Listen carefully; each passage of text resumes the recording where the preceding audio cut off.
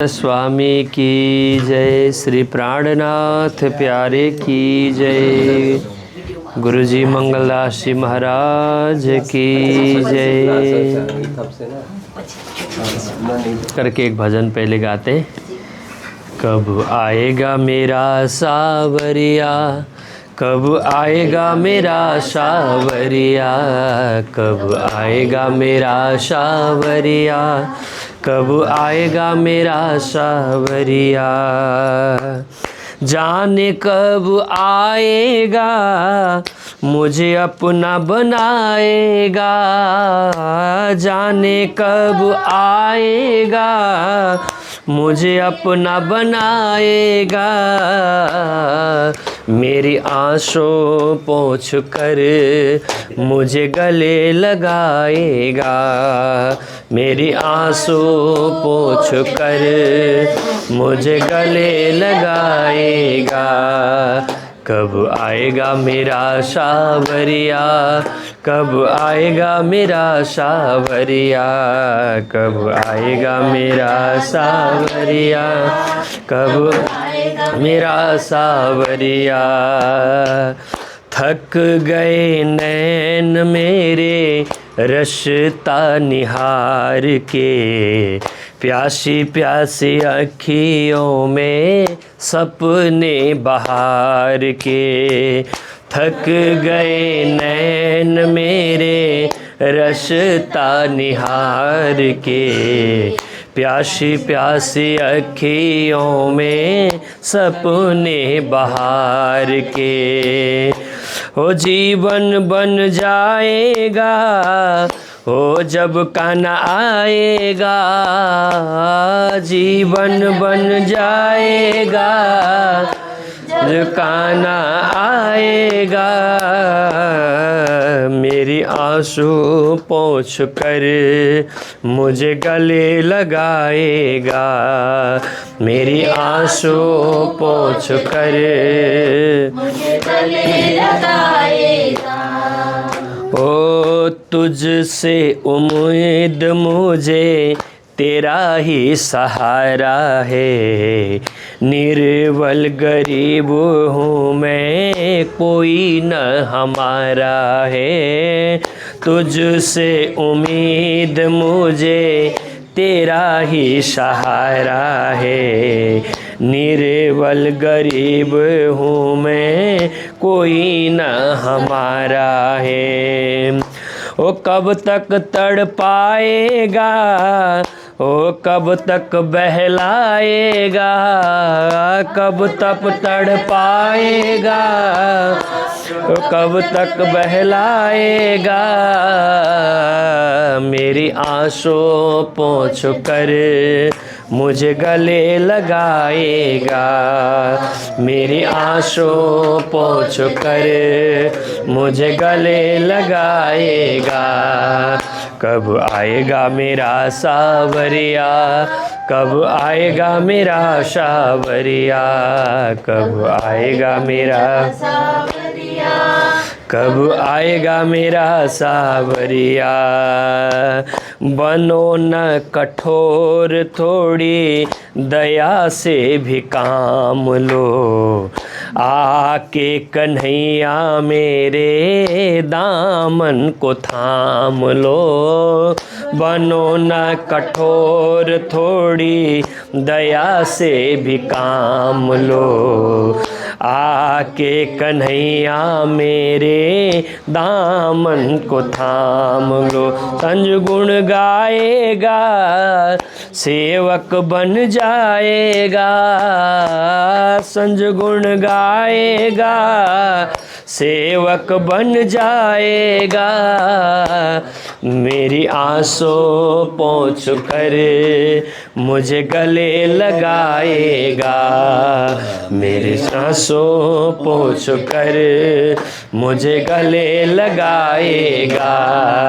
कब आएगा मेरा सावरिया, कब आएगा मेरा सावरिया, कब आएगा मेरा सावरिया, कब आएगा मेरा सावरिया। जाने कब आएगा मुझे अपना बनाएगा, जाने कब आएगा। मुझे अपना बनाएगा,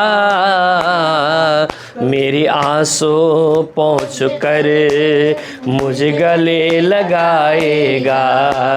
मेरी आंसू पोंछ कर मुझे गले लगाएगा। कब आएगा मेरा सावरिया, कब आएगा मेरा सावरिया, कब आएगा मेरा सावरिया, कब आएगा मेरा सावरिया। बोलो कृष्ण कन्हैया लाल की जय। गुरु जी सदा ही कृपा हम पे बनाए रखना। गुरु जी सदा ही कृपा हम पे बनाए रखना। जो रास्ता सही हो, जो रास्ता सही हो, उस पे चलाए रखना। कृपा बनाए रखना, कृपा बनाए रखना। ऐ दो जहां के मालिक, तेरे दर के हम सवाली। ऐ दो जहां के मालिक, तेरे दर के हम सवाली। सब कुछ गया है लेकिन मर्यादा है संभाली। सब कुछ गया है लेकिन मर्यादा है संभाली। जो सिखाया ना भुलाना, जो सिखाया ना भुलाना। हर हाल मुस्कुराना, हर हाल मुस्कुराना।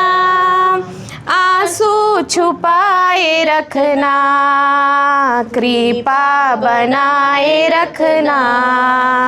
कृपा बनाए रखना। गुरु जी सदा ही कृपा हम पे बनाए रखना। ऐ दो जहां के मालिक, अब क्या गिला करूं मैं। ऐ दो जहां के मालिक, अब क्या गिला करूं मैं। सब एक बार मरते, क्यों रोज ही मरूं मैं। सब एक बार मरते, क्यों रोज ही मरूं मैं। सह पाऊंगी मैं कैसे, सह पाऊंगी मैं कैसे। गम की चिता पे ऐसे, गम की चिता पे ऐसे। खुद को जलाए रखना, कृपा बनाए रखना। कृपा बनाए रखना। गुरु जी सदा ही कृपा हम पे बनाए रखना। जो रास्ता सही हो, जो रास्ता सही हो, उस पे चलाए रखना। कृपा बनाए रखना, कृपा बनाए रखना। बोलो श्री प्राणनाथ प्यारे की जय। महारानी अब तो लगा दो नैया पार। मांगत भीख कृपा की केवल, मांगत भीख कृपा की केवल। खड़ी हूँ तुम्हारे द्वार। महारानी रानी अब तो लगा दो नैया पार। श्री महारानी अब तो लगा दो नैया पार। हसतन हसमुख सुनो विनती, रसतन हसमुख सुनो विनती, अपने ही दरबार। महारानी रानी अब तो लगा दो नैया पार, श्यामा महारानी अब तो लगा दो नैया पार। की हो नाही महारानी जी किसी से कोई नहीं, श्री श्यामा जी के जैसे दर्शन दैयो एक बार। महारानी रानी अब तो लगा दो नैया पार, श्यामा महारानी अब तो लगा दो नैया पार। बार बार मैं विनती करती हूँ, बार बार मैं विरज करती हूँ, चरणों में लियो एक बार। महारानी रानी अब तो लगा दो नैया पार, श्यामा महारानी अब तो लगा दो नैया पार। बस रानी प्यारी की जय। ब्रह्मा गुरुर्विष्णु गुरुर्देव महेश्वरः, गुरुः साक्षात् परब्रह्म, तस्मै श्री गुरवे नमः। निजानंद को सुमिर के सदगुरु का कर ध्यान, सुंदर साथ के चरण में दास करे प्रणाम। बार बार विनय करूं सुंदर साथ से ये, सेवक सेवा भाव में बाढ़े प्रेम सने। कृष्ण कन्हैया बंसी बजैया, कृष्ण कन्हैया बंसी बजैया, बंसी बजा दे धुन सुना दे, बंसी बजा दे धुन सुना दे। माया जंजाल से पार लगा दे, माया जंजाल से पार लगा दे। प्यास लगी है पानी पिला दे, प्यास लगी है पानी पिला दे। हे कृष्ण कन्हैया बंसी बजैया, कृष्ण कन्हैया बंसी बजैया, बंसी बजा दे धुन सुना दे, बंसी बजा दे धुन सुना दे। शीतल छाया प्रभु चरण का, शीतल छाया प्रभु चरण का, मंद सुगंध वायु चला दे, मंद सुगंध वायु चला दे। कृष्ण कन्हैया बंसी बजैया, कृष्ण कन्हैया बंसी बजैया, बंसी बजा दे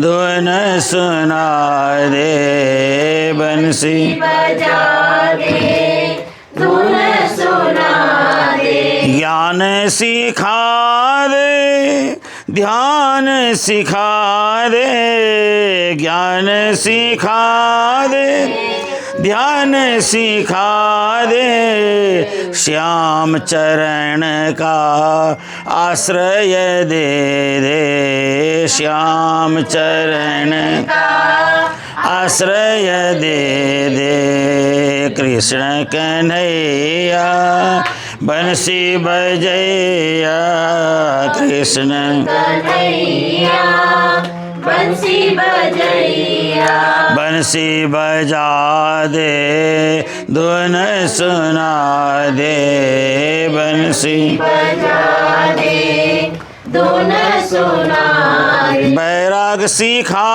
दे भक्ति बता दे बैराग सिखा दे भक्ति बता दे जीवन का यह फूल खिला दे जीवन का यह फूल खिला दे कृष्ण कन्हैया बंसी बजैया कृष्ण कन्हैया बंसी बजैया बंसी बजा दे धुन सुना दे बंसी बजा दे धुन सुना दे माफ करो प्रभु मेरी भूलों को माफ करो प्रभु मेरी भूलों को दास जानी के शरण में ले ले दास जानी के शरण में ले ले कृष्ण कन्हैया बंसी बजैया कृष्ण कन्हैया बंसी बजैया बंसी बजा दे धुन सुना दे बंसी बजा दे धुन सुना दे श्री कृष्ण कन्हैया लाल की जय। आप सभी सुंदर साथ के बीच आज यहाँ आकर के मिलने का सुंदर अवसर मिला। ये हमारी बहनें बहुत सालों से, इनको तो हम जानते ही हैं, लेकिन जो जिनको पहले छोटे छोटे से बच्चों के रूप में देखा था आज सब आईटी में जॉब करने वाले हो गए, तो ये तो बड़ी खुशी की बात है, बड़ी आनंद की बात है। अब जीवन में क्या है कि सबसे पहले तो जीवन में हम प्रत्येक पदार्थ से तृप्त होना सीखें। भाई हमें ये इतना ही चाहिए, इतने से हम तृप्त हो गए। जब तक जीवन में तृप्त नहीं होंगे तब तक हम आप्त नहीं हो सकते। आप्त का मतलब होता है लबालब भर जाना, है ना। तृप्त जीवन में होना सीखें। आज परमात्मा ने जितना दिया उतने में प्रसन्न हो जाएं। कल परमात्मा और कुछ ज़्यादा देंगे तो अहंकार न करें, उतने में ही प्रसन्न हो जाएं। परसों थोड़ा कम देंगे तो भी हम तृप्त ही रहें। जहाँ इंसान तृप्त होता है वही व्यक्ति आप्त होता है, लबालब भर जाता है ना। कभी 100 रुपया मिले तो भी प्रसन्न, कभी 500 मिले तब भी प्रसन्न, कभी बिल्कुल कुछ भी ना मिले तब भी प्रसन्न। क्योंकि महामती प्राणनाथ जी जब बीतक के दौरान आप देखते हैं यात्रा करते हैं, कई दिन तो प्राणनाथ जी भूखे भी यात्रा करते रहे और भूख बहुत ज़्यादा लगी तो प्राणनाथ जी ने एक बार कहा सुंदर साथ को, मंदसौर के प्रसंग में जाओ, जा कर के कुछ आसपास गांव से रोटी के टुकड़े इकट्ठे करके लाओ। तो प्राणनाथ जी का आदेश मान करके सुंदर साथ चले गए, जगह जगह से रोटी के टुकड़े इकट्ठे करके लाए। रोटी किसी ने आज की दी, किसी ने कल की दी, किसी ने परसों की दी होगी, जो बचा कुचा सब दिया। और श्री प्राणनाथ जी उस रोटी के टुकड़े को पानी में भिगो करके ग्रहण कर रहे हैं। देखिए फिर भी प्रसन्न हैं। कहाँ राजघराने के व्यक्ति हैं, राजा महाराजाओं की तरह ठाट में रहने वाले हैं, लेकिन आज सूखी रोटी खा करके भी प्रसन्न हैं, आनंदित हैं। तो बाईजी महाराज ने कृपा करके सबको दाल बना के दिया, उस दाल में रोटी को भिगो दिया, भिगो करके ग्रहण करे तो और आनंद आया। और प्राणनाथ जी ने कहा सुंदर साथ को, देखो सुंदर साथ जी, इतने आलीशान आप घरों में रहते थे, भरे पूरे परिवार के बीच रहते थे, आज देखो मैंने आपको किस हालत में पहुंचा दिया। लेकिन सुंदर साथ की दृढ़ निष्ठा हमें देखना चाहिए। सुंदर साथ कहता है, गुरु महाराज हमें कुछ मिले न मिले, आप हमारे साथ हम तृप्त हैं, हम इसी में आनंद है। आप हमारे साथ हैं तो और क्या चाहिए, है ना। और किसी चीज़ की आवश्यकता ही नहीं है। तो जीवन में सबसे पहले हम तृप्त होना सीखें। थोड़ा मिले तो तृप्त हो जाएं, ज़्यादा मिले तो तृप्त हो जाएं, आगे की चाहना रखें ही ना। जो मिल जाए आज ठीक है, परमात्मा उसी को देते हैं जो देना जानता है। मैंने जीवन में बहुत अनुभव किया इस विषय में। अगर हम देते हैं तो परमात्मा हमें देता है, हम देते ही नहीं है तो परमात्मा कहते हैं वो तो इतने में ही खुश है, आगे कुछ दो ही ना। उसी में परमात्मा फिर बंधन बांध देते हैं, जकड़ के रख लेते हैं। परमात्मा ने आगे इसको चाहिए ही नहीं, क्योंकि वो तो इतने को ही छुपा करके रख लिया है, ये तो देना ही नहीं आता इसको। तो इसलिए तृप्त होना सीखें। जो व्यक्ति तृप्त होता है वो जीवन में आप्त हो जाता है, लबालब जीवन की प्रसन्नता से भर जाता है। जीवन में प्रसन्न होना भी तो बहुत बड़ी बात है। अगर किसी ने कुछ हमें भला बुरा कह दिया, प्रसन्न हो लें। हमारे देश के प्रधानमंत्री मोदी जी कहते हैं ना, भी मोदी जी को किसी ने इंटरव्यू में पूछा, मोदी जी आप क्या ऐसा खाते हैं जिससे आपकी सेहत तंदुरुस्त रहती, क्या ऐसा खाते हैं जिससे आप तंदुरुस्त रहते हैं, सेहत आपकी अच्छी रहती है, इसका कारण क्या है? इतनी साल की 75 साल की उम्र में आपकी सेहत बहुत अच्छी है, आपका चेहरा भी लाल लाल दिखता है, एकदम गौर वर्ण के आप दिखते हैं, सब क्या है? तो मोदी जी ने हंसते हुए कहा, सबसे पहले तो मैं दिन में रोज़ 1 या 2 किलो गाली खाता हूँ।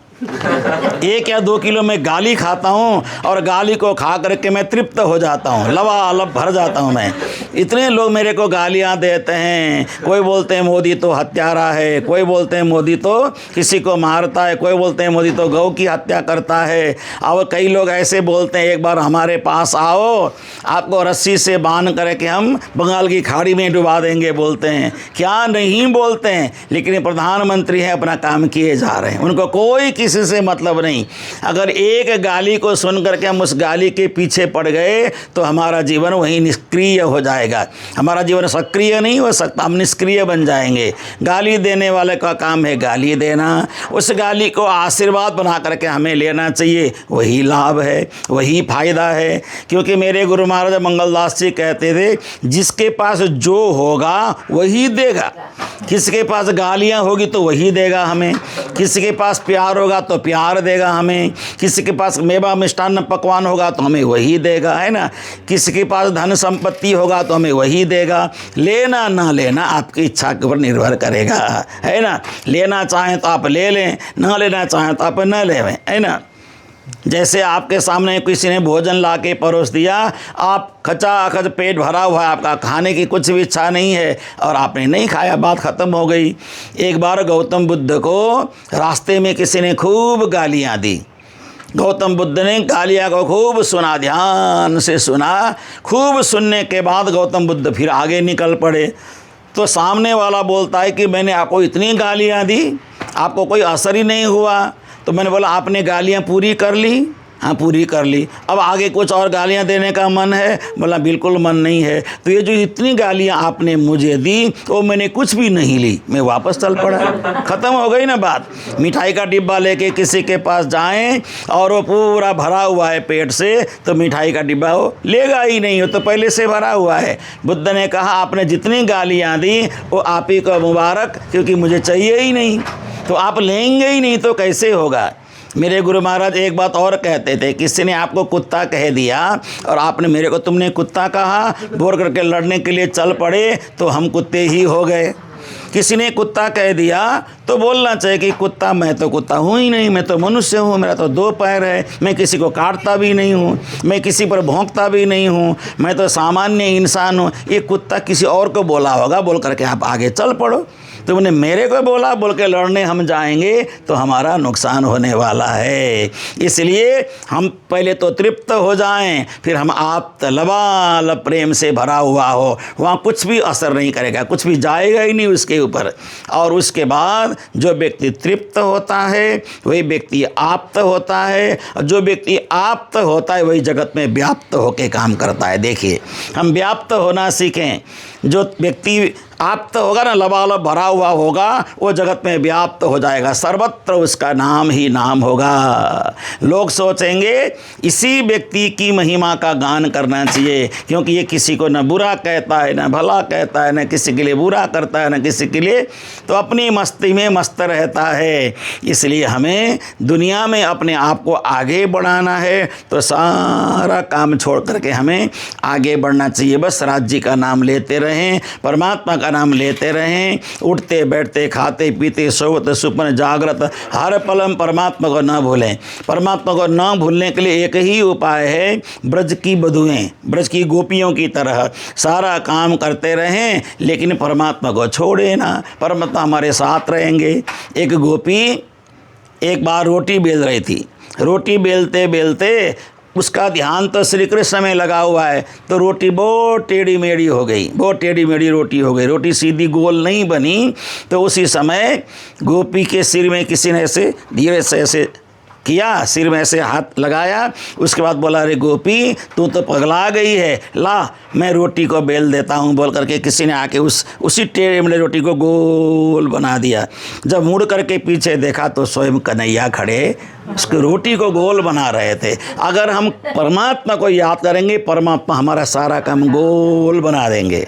हम परमात्मा को याद नहीं करेंगे तो हमारा सारा काम टेढ़ा मेढ़ा होगा, है ना। इसलिए कभी कभी ऐसा हो जाता है, उनको याद करते रहें तो बिगड़े काम भी बन जाते हैं। इसलिए हमारे एक चौपाई बोली जाते हैं ना, जा रे धनी धनवट करे त्यारे बलवैरी ना हरे, वली गया काम सराड़े चढ़े बन चित व्याकार जैसरे। बस उनको याद करते रहो, उनके बन जाओ, वो हमारे अपने आप ही बन जाएंगे, हमारा सारा कार्य सिद्ध होगा। तो आप सब बड़े राज्य से प्रेम करने वाले, गुरु जी के साथ जुड़े हुए, मंगलदास गुरु जी से प्रेम करने वाले लोग हैं, साधु संतों से प्रेम करने वाले लोग हैं। तो आप सभी की ये भावना सदा सदा बनी रहे, इसी प्रेम के आधार पे जीवन यापन होता रहे। जॉब करके अपनी मंजिल तक आप पहुंच जाएं, लेकिन अपनी असली मंजिल को ना भूलें। ये राज्य से प्रार्थना करते हुए, आप सबको प्रणाम करते हुए शब्दों को विराम दे रहे हैं। श्री कृष्ण कन्हैया लाल की, श्री प्राणनाथ प्यारे की जय। नमो विज्ञान रूपाय परमानंद रूपिणे कृष्णाय गोपीनाथाय गोविंदाय नमो नमः। मंगल कृष्ण प्रणाम है, मंगल धर्म प्रकाश, मंगल सुंदर साथ हैं, मंगल धाम उजास, मंगल सुंदर साथ हैं, मंगल धाम उजास। बोलो कृष्ण कन्हैया लाल की, सद्गुरु महाराज की, श्री प्राणनाथ प्यारे की, गुरुजी मंगलदास महाराज की। आज यहाँ हम लोग महाराष्ट्र की यात्रा कर रहे हैं।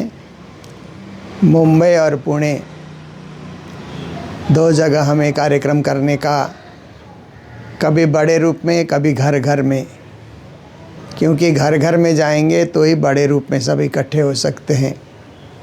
इसीलिए जन जन को भी जगाना ज़रूरी है और समूहों को भी जगाना ज़रूरी है। तो यहाँ हमारे राज और भूमि, उनके माता पिता और परिवार के सभी सदस्य उपस्थित हैं। एक संसार का परिवार भी है, धर्म का परिवार भी है। तो ऐसे परिवार में हमें आने का और थोड़ी देर सत्संग करने का ये मौका मिला। तो मनुष्य इस संसार में जन्म लेता है तो बचपन में तो उसको कुछ भी पता नहीं होता है, वो खेलते रहता है, हंसते रहता है, भूख लगे तो रोता भी है।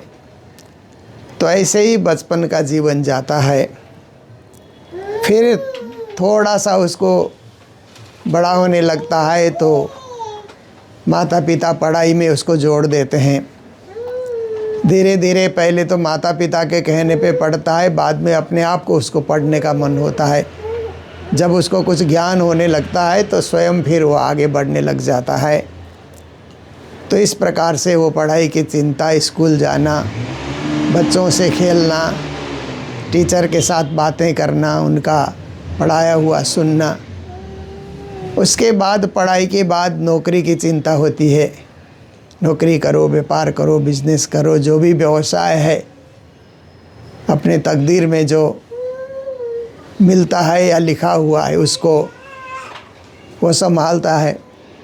तो इस प्रकार से आप देखिए कि संसार में कोई मनुष्य आता है तो पढ़ाई लिखाई करने के बाद उसके साथ बहुत सारी जिम्मेदारियां आ जाती है। पहले जिम्मेदारी तो परिवार की जिम्मेदारी। जिस परिवार में जन्म लिया, पला बड़ा, जानकार बना, देश दुनिया को समझने लगा, सबसे पहले उस परिवार की जिम्मेदारी आ जाती है। पर कुछ बच्चे क्या होते हैं कि जिम्मेदारी वहन न करने वाले भी होते हैं। कुछ बच्चे जिम्मेदारी वहन करने वाले होते हैं तो पूरे परिवार की जिम्मेदारी वहन कर लेते हैं। कुछ नहीं चाहते हैं, हम नहीं करेंगे, हम अलग से रहेंगे, हम दूर रहेंगे, परिवार के करीब नहीं रहेंगे, ऐसा भी कुछ सोचते हैं। पर ज़्यादातर नहीं, हम माता पिता की भी सेवा करेंगे, पूरे परिवार के साथ रहेंगे, सबसे मिलजुल के रहेंगे, सबके साथ प्रेम का संबंध स्थापित करेंगे। ऐसा जिम्मेदारी समझने वाला जो बालक होता है वो सब परिवार को संभाल करके चलता है। जब परिवार को संभालता है तो वो देखता है कि मेरे साथ तो समाज भी है, हम समाज के एक अंश हैं, एक अंग भी हैं और समाज की एक इकाई भी हैं हम। इसलिए मेरा दायित्व तो मात्र परिवार के साथ नहीं है, समाज के साथ भी है। इसलिए मुझे सामाजिक कार्य भी करना होगा। कहीं समाज की मीटिंग हो रही है, उसमें इस समाज को आगे कैसे बढ़ा सकते हैं, इस सोसाइटी को आगे कैसे बढ़ा सकते हैं, ऐसे सामाजिक कार्य। कहीं कुछ भूकंप आया या कोई सुनामी टाइप का कोई ऐसे लहर आया जिससे समाज में कुछ नुकसान हो रहा है, तो वो सोचता है हम भी कुछ करें। सबको नहीं संभाल सकते हैं तो एक दो को संभालें, थोड़े को संभालें। कभी कभी चलते हुए कोई भूखे प्यासे लोग मिलते हैं तो कुछ देने से भूख प्यास मिटती है, तो हम कुछ करें, ऐसे समाज की जिम्मेदारी समझने लगता है। जब इतना समझता है तो आगे देखता है तो हम तो इस देश के वासी हैं, इस देश में हमारा जन्म हुआ है। मातृभूमि कहते हैं ना, जननी जन्मभूमिश्च स्वर्गादपि गरीयसी। मातृभूमि के विषय में कहा जाता है कि लक्ष्मण ने श्री राम प्रभु को कहा कि अब लंका आप जीत गए, लंका तो सोने की नगरी है, रावण ने चारों तरफ से सोना इकट्ठा किया है, तो रावण तो मर गया युद्ध मैदान में, आपके द्वारा मारा गया। इसलिए कि यहाँ के अधिपति आप बन गए। जो राजा दूसरे राजा को जीतता है तो वो वहाँ का अधिपति बन जाता, आप यहाँ के अधिपति बन गए। इसलिए प्रभु राम अब आप अयोध्या जाकर के क्या करेंगे, वो उनके मनसाय को समझना चाहते थे लक्ष्मण। अयोध्या जाकर के क्या करेंगे, वहाँ तो लंका में जितना सोना है इतना वहाँ पर नहीं है, इसलिए अब आप यहीं रहेंगे, क्या करेंगे। तो उस समय श्री राम ने जवाब दिया कि देखो लक्ष्मण, लंका में कितना ही सोना क्यों न हो, परंतु मेरे लिए जननी और जन्मभूमि प्रिय है।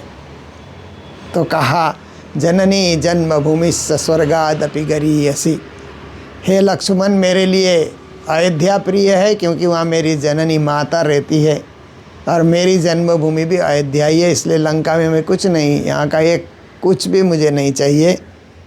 और उसी रावण के भाई विभीषण को यहाँ हम राजा बना देंगे, सौंप देंगे, सब कुछ सौंपेंगे। मेरा काम है अधर्म अन्याय को ख़त्म करना और धर्म की स्थापना करना। इसलिए अपि स्वर्णमयी लंका न मे लक्ष्मण रोचते, जननी जन्मभूमिश्च स्वर्गादपि गरीयसे, ये उनका वाक्य है। तो व्यक्ति जब समझदार होता है तो मेरा देश के प्रति भी दायित्व है, हम क्या कर सकते हैं देश के लिए, ऐसा भी वो सोचता है। कुछ नहीं कर सकते हैं तो जो देश बना रहे हैं उनको वोट तो दे सकते हैं, है कि नहीं। इतना भी तो बहुत मेरा एक दायित्व है वोट डालना भी, क्योंकि बहुत सारे लोग वोट डालने भी नहीं जाते हैं ना। नागरिक हो करके नागरिकता का प्रमाण पत्र ले लेते हैं, सिटीजनशिप ले लेते हैं, उससे अपना कितना भी काम रुका हुआ सब करा लेते हैं। फिर जिस देश ने नागरिकता दी है उस देश का चुनाव आता है तो वोट तो कम से कम डालना चाहिए। पर देश के प्रति जिम्मेदारी नहीं समझने वाले लोग नहीं डालते हैं, घर बैठे रहेंगे। और जो देश को बनाने वाले हैं ऐसे नेता नहीं जीत पाएंगे, सब लोग हाथ बांध करके बैठेंगे, वोट नहीं डालेंगे तो देश सुधारने वाले लोग फिर आगे नहीं आ सकते हैं। इसलिए हमारा दायित्व देश के प्रति भी है। फिर हम विचार करते हैं कि इस विराट ब्रह्मांड में हमारा आना हुआ, तो विराट ब्रह्मांड को भी जानना और विराट ब्रह्मांड की शिक्षा भी लेना, कैसे सृष्टि हुई, क्या हुआ, उसके प्रति भी मेरा कुछ न कुछ दायित्व है। और आगे देखता है तो जिसने मुझे विराट ब्रह्मांड देखने के लिए भेजा, परब्रह्म परमात्मा अक्षरातीत धाम के धनी पिया पुरुषोत्तम, जिन्होंने हमें संसार देखने के लिए भेजा और जिन्होंने परिवार के साथ नाता हमारा जोड़ दिया, एक परिवार, एक समाज और एक देश, ऐसे ऐसी सुंदर व्यवस्था जिन्होंने हमारे लिए की, उन परब्रह्म परमात्मा की भक्ति करना ये भी तो मेरा दायित्व है। जिन्होंने मुझे बनाया, जिन्होंने मुझे रचा, जिन्होंने मुझे जन्म दिया, उनकी भक्ति करना और उनको प्राप्त करने के लिए प्रयत्नशील रहना, ये भी मेरा दायित्व है। तो दायित्व समझने वालों के लिए कितनी सारी जिम्मेदारियां हैं ना, और नहीं समझने वाले के लिए कुछ भी नहीं है, कुछ करता ही नहीं। माता पिता के लिए भी नहीं करेगा, समाज के लिए भी नहीं करेगा, देश के लिए भी, विराट परमात्मा के लिए भी नहीं करेगा। ऐसे ही जन्म लेगा और ऐसे ही दुनिया से चला जाएगा। जैसे संसार के अंतर्गत कई जीव पैदा होते हैं और चले जाते हैं दुनिया से, तो इसी प्रकार से कई जानवर पैदा होते हैं, चले जाते हैं दुनिया से, क्योंकि उनमें विवेक नहीं, बुद्धि नहीं, सोच नहीं, समझ नहीं है। खाते पीते हैं परंतु और कुछ उनके पास जागृत बुद्धि नहीं है। पर हमारे पास जागृत बुद्धि है। हम ऐसे परिवार में जन्मे हैं, ऐसे समाज में हम आए कि हमारे पास जागृत बुद्धि है, गुरु का ज्ञान है, परमधाम की भक्ति से हम जुड़ गए हैं। इसलिए हम सभी दायित्वों को वहन करेंगे, सभी जिम्मेदारियों को मेरी जिम्मेदारी है ऐसा समझ करके हम काम करेंगे। तो इसके लिए गुरुजी श्री 108 मंगलदास जी महाराज कहते हैं कि जितनी समझदारी उतनी जिम्मेदारी, जितनी जिम्मेदारी उतनी जोखमदारी, ऐसा भी बोलते थे। समझदारी आए तो जिम्मेदारी आती है, समझदारी नहीं आने से जिम्मेदारी कभी नहीं आती। लोग बूढ़े हो जाते हैं फिर भी जिम्मेदारी वहन नहीं करते, क्योंकि समझदारी नहीं उनके पास, तो कहाँ से जिम्मेदारी। पहले स्टेप में ही वो नहीं चढ़े हैं तो दूसरी स्टेप पे कहाँ से जाएंगे, वो जा ही नहीं सकते। और जब जिम्मेदारी आती है तो जोखमदारी कहते हैं कि इसको संभाल के रखना, इस समाज, इस परिवार की मान्यता मर्यादा को संभाल करके रखना। आप लोग स्कूल चलाते हैं तो वो भी जोखमदारी है, बच्चों का भविष्य है वहाँ पर, और उस बच्चों के भविष्य को सजाना। जैसे माली बागान को सजाता है ना, माली का काम क्या होता है कि फूल खिले रहें, हरियाली बनी रहे, तो माली का धर्म पूरा होता है। ऐसे ही जो शिक्षक होते हैं वो भी माली की तरह ही होते हैं। उनका धर्म क्या है कि स्कूल हरा भरा रहे, बच्चे खूब आएँ, पढ़ें और बच्चे अच्छे नंबर से पास करें। फूल खिलने की बात ही, बच्चे खुश कब होते हैं, जब बढ़िया से पास करते हैं तो फूल खिलने की तरह उनके जीवन में खुशहाली आती है। तो जहाँ जिस जिम्मेदारी में हम हैं उसको अच्छी तरह से हम उसको वहन करें। इसके लिए श्री प्राणनाथ जी महाराज अपनी वाणी में कहते हैं कि इत परीक्षा प्रगट उठावे अपनो भार, बोझ उठावे साथ को बोझ मस्तंद भरतार। ये तो पातशाही दीन की सो तो गरीबी से होए, और शांत सबूरी बिना कभू न पावे कोई। ये भी जिम्मेदारी की बात प्राणनाथ जी ने कहा कि जिम्मेदारी होती है तो वो भार उठाने लग जाता है, सामान उठाता है, बोझ उठाने लगता है। बड़ों के पास बोझ होता है या किसी के पास भी बोझ है, जिम्मेदारी समझने वाला बोझ उठा देता है ना।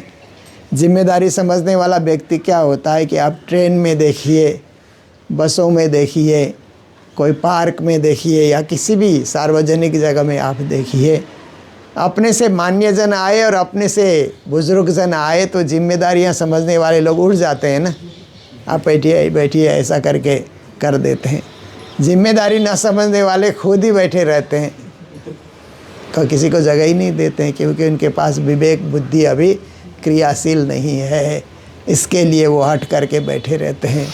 इसलिए प्राणनाथ जी ने हमें वाणी में कहा कि अपना भार खुद उठाओ, समाज का भार उठाओ, गुरु का भार उठाओ, धर्म का भार उठाओ और अपनी परीक्षा में सफल हो जाओ।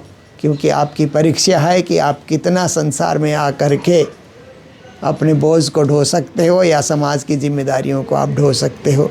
तो ऐसे ही आप लोग भी अपने अपने क्षेत्र में अच्छा कार्य कर रहे हैं, इसीलिए हम लोगों का बार बार आप लोगों से मिलना आना इसलिए होता है कि आप लोग भी जिम्मेदारियां वहन करके आगे बढ़ रहे हैं। इसको आगे बढ़ाते चलें और माता पिता की कृपा अपने ऊपर समझें कि उन्होंने धर्म से जोड़ा, गुरुजनों से जोड़ा, समाज से जोड़ा, कुछ करने की प्रेरणा उन्होंने दी। तो ऐसे ही सुंदर सुंदर कार्य हम जीवन में करते चलें ताकि हमारा नाम सुंदर साथ साकार हो, सफल हो। वो नाम जो हमें मिला है वो सुंदर साथ नाम हम हमेशा साकार हो। वो सुंदर कार्य करने से ही होता है। उस कार्य के लिए मेहनत भी बहुत करनी पड़ती है, परंतु हम जितना मेहनत करेंगे तो उसका फल सामने आता ही। हमने खेती अच्छी की है, फसल निकल ही आता है।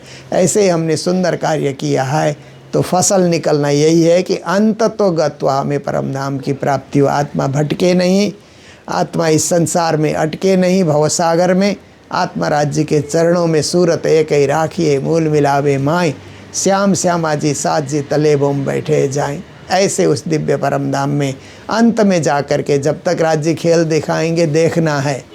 और राज्य से हम ये भी नहीं कह सकते हैं कि अब खेल से हमको निकालो, वो भी उनकी इच्छा है ना। हमारी इच्छा से कुछ नहीं होता है, उनकी इच्छा है। पर एक दिन खेल पूरा हो जाएगा तो उनके ही चरणों में रमने के लिए, खेलने के लिए और प्रसन्न होने के लिए हम जा कर के पहुँचे। ऐसी भक्ति हम जीवन में कर सकें, यही शुभकामना आज आप सबके समक्ष रखते हुए अभी के प्रवचन को यहीं विराम देते हैं।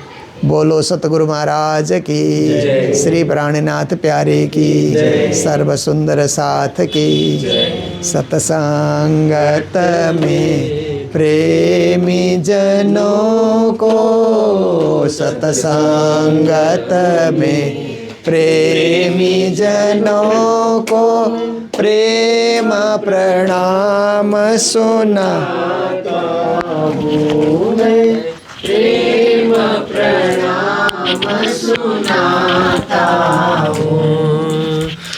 सत्य के दर्शन प्रेम के परसन, प्रेम के दर्शन प्रेम के परसन, दिन दिन ध्यान लगाता हूँ मैं, दिन दिन ध्यान लगाता हूँ। सत्संगत में प्रेमी जनों को, सत्संगत में प्रेमी जनों को प्रेम प्रणाम सुनाता हूँ मैं, प्रेम प्रणाम सुनाता हूँ। प्रेमी जनों की कृपा दृष्टि, प्रेमी जनों की कृपा सदा दिन होना चाहता हूँ मैं, सदा दिन होना चाहता हूँ।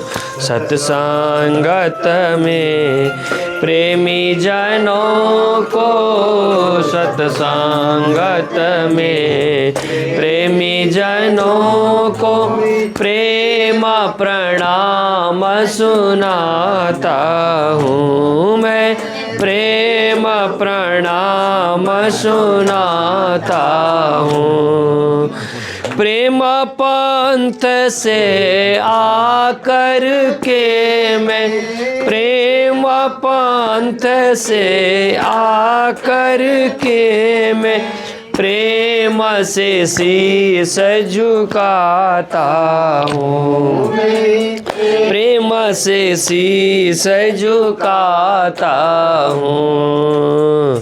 सत्संगत में प्रेमी जनों को, सत्संगत में प्रेमी जनों को प्रेम प्रणाम सुनाता हूँ मैं, प्रेम प्रणाम सुनाता हूँ मैं, प्रेम प्रणाम सुनाता हूँ। निजानंद को सुमीर के सतगुरु का कर ध्यान, सुंदर साथ के चरण में दास करे प्रणाम बार बार विनय करो। सुंदर साथ से सेवक से भाव में बाढ़े प्रेम स्नेह, सेवक सेवा भाव में बाढ़े प्रेम स्नेह। श्री कृष्ण सच्चिदानंद पार ब्रह्म पूर्ण परमात्मा, श्री नाम को भज भज के सदा सुख देव हे आत्मा। श्री कृष्ण सच्चिदानंद पार ब्रह्म पूर्ण परमात्मा, इसी नाम को भज भज के सदा सुख देव हे आत्मा। श्री कृष्ण सच्चिदानंद पार ब्रह्म पूर्ण परमात्मा, श्री नाम को सदा सुख देव हे आत्मा, सदा आनंद देव हे आत्मा। बोलो कृष्ण कन्हैया लाल की, श्री सद्गुरु महाराज की जय, श्री प्राणनाथ प्यारे की, गुरु जी मंगलदास जी महाराज की जय। प्रणाम।